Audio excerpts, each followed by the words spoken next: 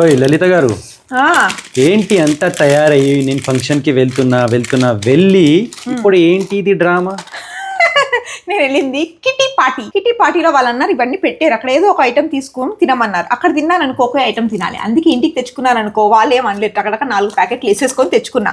అందులో నాకు ఎంతో ఎంతో ఎంతో వేడిగా ఉన్న ఆలు సమోసా. అలాగే ఇదేంటో తెలుసా? ఆహా. నాకు కూడా తెలియదు, ఓపెన్ చేస్తే తెలుస్తుంది. వాళ్ళకి చెప్పి తీసుకొచ్చావా? వాళ్ళకి తెలియదు పాపం, వాళ్ళు కిట్టి పార్టీలో నెక్స్ట్ మంత్ ఎవరికి వచ్చింది అన్న దాంట్లో బిజీగా ఉన్నారు. అటువంటిప్పుడు తెచ్చుకున్నా. ఇంకో కార్లో ఉన్నాయి గిఫ్ట్లు కూడా 4 తెచ్చేసా. ఇది aloo toast, cheesy aloo toast. గప్పగా మనీ తినేస్తాను.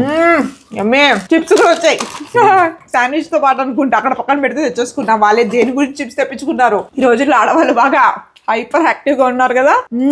ఇది చీజ్ శాండ్విచ్. యమ్మీ. మా కోసం ఏంటి మరి? పొద్దున ఆనియన్ రైస్ చేసేలాగా గార్లిక్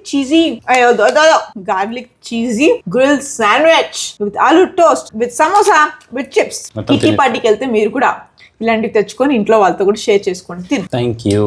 కానీ ఒక కండిషన్. ఏంటి? నువ్వు నన్ను ఇవాళ పానీపూరి తినడానికి బయటికి తీసుకెళ్ళవా? ఎప్పుడు తినాలి తినాలి తినాలి. నాకు ఇల్లు వద్దు, బంగారాలు వద్దు, చీరలు వద్దు, ఫుడ్ కావాలంతే. అర్థమైంది, నాకు ఆకలి వస్తుంది, తినేస్తా. Thank you.